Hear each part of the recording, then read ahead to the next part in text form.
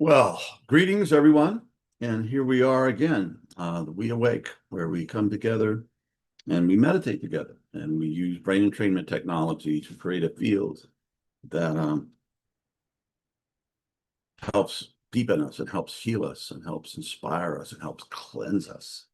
And yeah, I wanted to talk about something today that's very much on my mind. As those of you who are in the United States or pay attention to anything in the United States that's going on in the United States, there's been an assassination of a very well right-wing influencer who had a tremendous amount of followings, and he was on a tour where he'd go to college campuses and debate people, students live.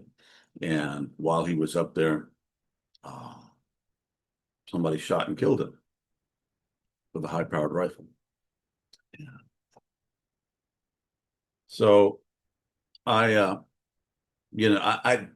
heard of this guy vaguely, but I started looking into it and trying to understand why the young man who they caught right away had done it. He'd come from a very conservative Mormon family. Dad had been a police officer for 30-something years. And, just seems like the paradigm of a stable, and they were very involved in church and all this kind of upbringing. And what would, bring a young man to such a heinous act? And I'll look into it. I'm not going to tell you about what I found, but I found a lot of stuff that I wasn't aware of, and realized that there's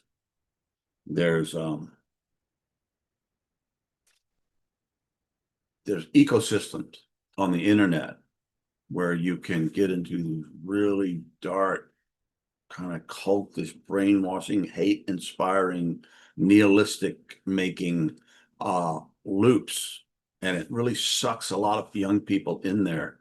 And I've seen it drive people crazy, literally. And it's very disturbing.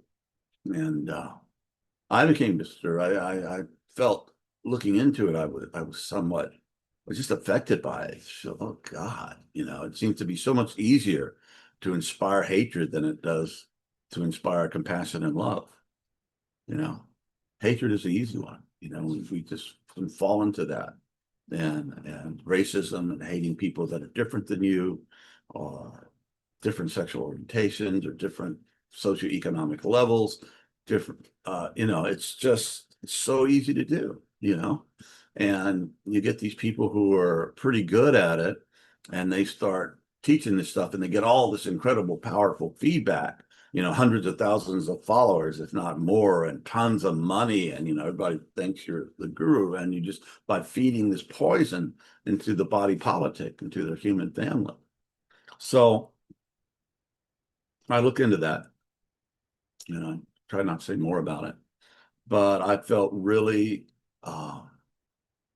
what's the word I'm looking for? Besmirched. Is that a word we use in modern English? It felt that it really affected me. And I recalled a quote from Nietzsche, and this is a paraphrase. Basically said, beware when you look into the abyss, because the abyss is looking back at you. And that's what I felt like. And I was, oh, great. I have to prepare to lead this meditation. What do I do? So I started meditating and praying. And what came to me, because we are living in times now that are like no other generation has ever dealt with. Not only do you have the internet, we have our, constant contact with our phones. We now have AI, which is just incredibly powerful. And I use it to do research and on history and science, physics, theology, philosophy, psychology. It's incredible. Never seen a tool like it. It's not perfect, but it's pretty damn good. And I feel like in the last few months, maybe I learned more by using AI than I had in 2 years of graduate school. That's how powerful it is. Can also be used for really malicious, bent things. It's like whatever you bring to it, you get back from it. So what do we do with that? living in these times. And one of the things I was thinking, well, all the time that we spend doing this or sitting in front of a computer doing that, we should say, okay, maybe a fourth of the time that I'm looking in or on the internet in this ecosystem, that I spend that much fourth of it in interior practice or in at least soul-centric practice. Okay, because we do have a soul, and it's personal, it's individual, and I've learned a lot about this in I've been interested in my whole life, but we've been in this conversation with A.H. Alma's in wisdom dialogues, we call it wisdom series, and I think we're on our 13th or 14th, 15th one now. So we've spent a lot of time with this man who's a great sage, and he talks from a place of personal experience. He's not just theorizing about it. So I've learned a lot about that. And we do have an individual soul, and the soul can grow and it's present, but it takes till we discover our souls is very, very important, and that we reinforce that connection. And yeah, heard a young man once say, that's what I want to rediscover is my soul.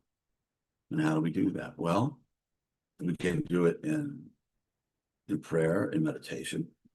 We can do it walking in the woods, walking on the beach, having a loving relationship with a creature from another species, being kind, respectful, and servicing folks, being of service, and writing poetry, reading poetry. There's all kinds of ways to do that. But what my experience is, and what I fear, is that we don't really make that a conscious effort. We will basically lose our souls. Not that it'll go away and never come back, but we'll lose our connection with it.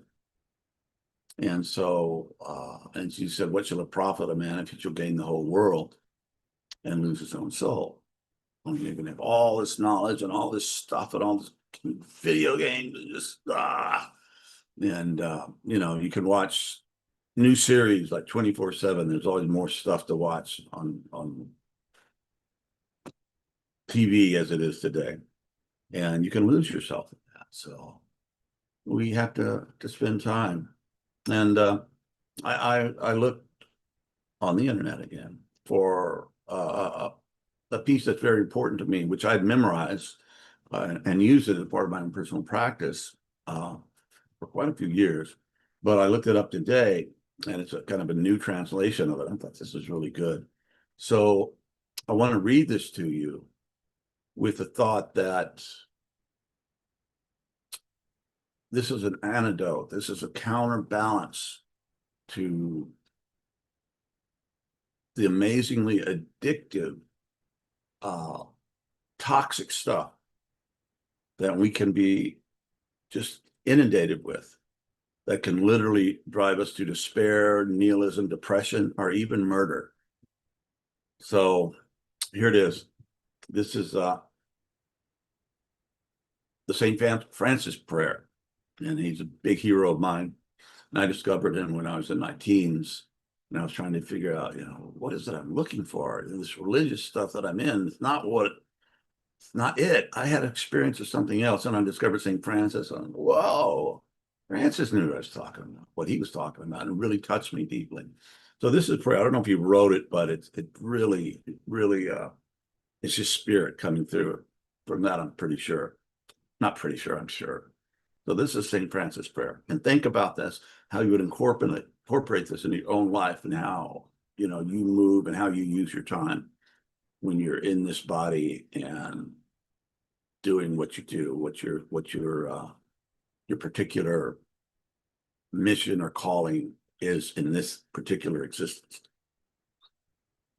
Lord, make me a channel of thy peace. Where there is hatred, I may bring love. Where there is wrong, I may bring the spirit of forgiveness. Where there is discord, I may bring harmony. Where there is error, I may bring truth. Where there is doubt, I may bring faith. Where there is despair, I may bring hope. Where there are shadows, I may bring light. Where there is sadness, I may bring joy. Lord, grant that I may seek rather to comfort than to be comforted, to understand than to be understood, to love than to be loved. For it is by self-forgetting that one finds. It is by forgiving that one is forgiven.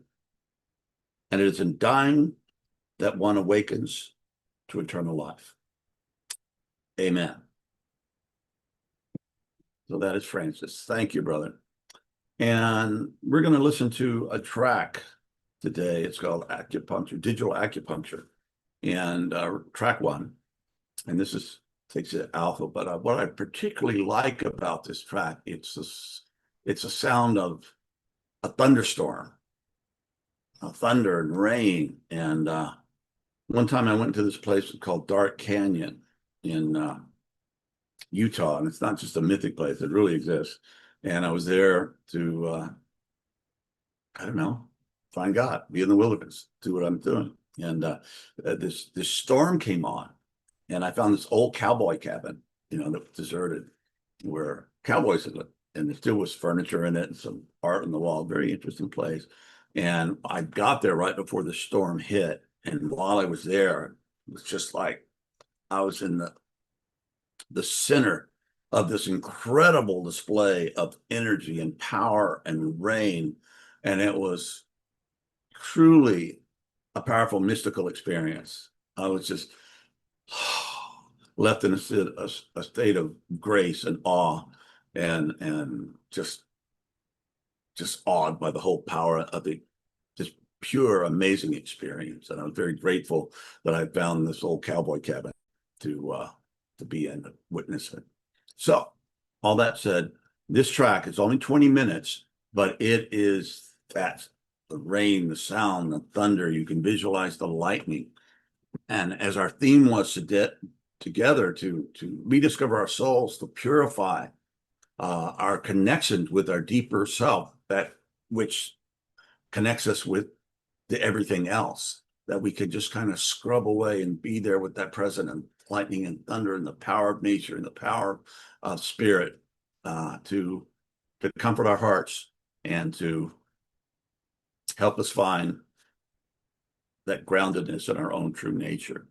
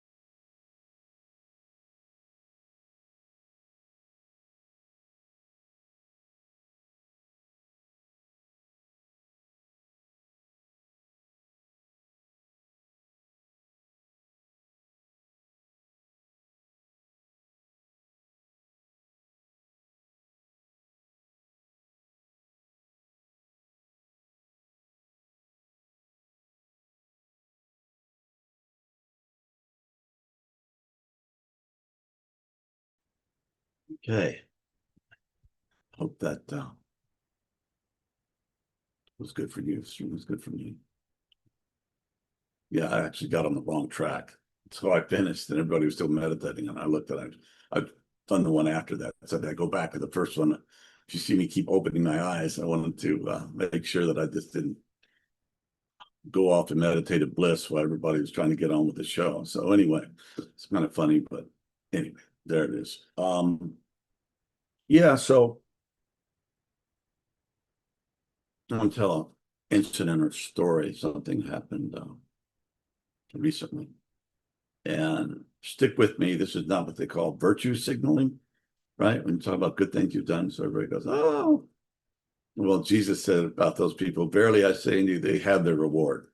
You know, you act very pious in front of people and they go, you're so holy, and that's their reward. They don't get the inner reward. But anyway, I had an opportunity to do something kind for a person, a friend, who'd become very close to Pam and myself, and who'd gone through addiction and gone to prison and come out and really done remarkable, job of things, being sober and being real and being a human being. So I got her a gift that something she talked about in a conversation. I knew she wanted, desired it. And I gave her this thing. It was actually a musical instrument. So when she got it, she was supposed to be there earlier. We're going to do some stuff, and she got there late, and I was kind of grumpy. And okay, well, you blew the time, but this is for you. And she looked at it, and it was this beautiful guitar, and she was just stunned, And this is the point of the story. She said, "Nobody's ever done anything like that for me," and I was so deeply touched by that. Because I had a lot of people do really kind, nice things for me growing up. My parents and the adults that were in my life and so on. I've had good friends.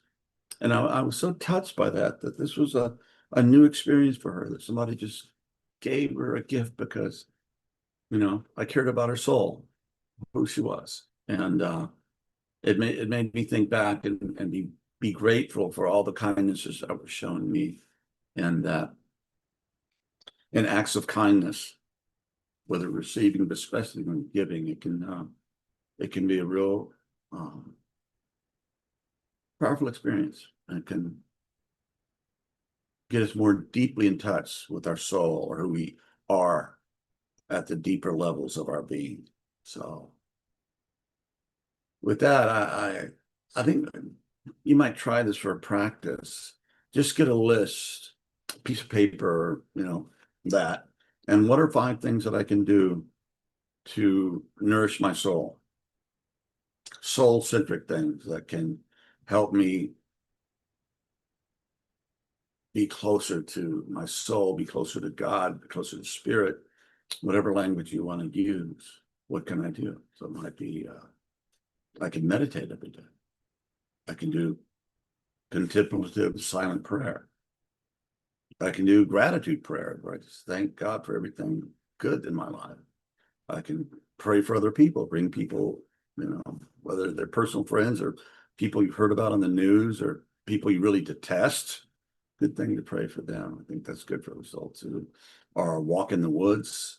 If you have a garden, hang out with a animal that's not a human, whether it's riding a horse or being with your dog or cat, and just make a list of that, and then maybe start trying to incorporate that into your daily life. And you also, on the other hand, you might just want to write things that you do that take you away from that, from your soul, from your spiritual self, and leaving you feeling drained spiritually and emotionally, and depressed and angry and hopeless and nihilistic, etc. So look at those activities and say, well, maybe I shouldn't do that. At least not as much. You know, if you beat your children, just beat them less. That's not what I'm saying. Some things you're probably not going to be able to stay off the internet, but yeah, the things that you can cancel out and add the positives, and I think that will be a help and help you to survive with your spiritual self intact and in a place where you can actually be of service, right? As Francis was saying, Lord, make me an instrument of your peace. And I think that's the highest thing that we can do as individuals is be instruments or channels of peace and love and compassion and wisdom and kindness. So, yeah, love deeply. So I think that's about it for today. And God bless you guys. And I'll see you here next time. Say hi to God for me. Okay. Anyway.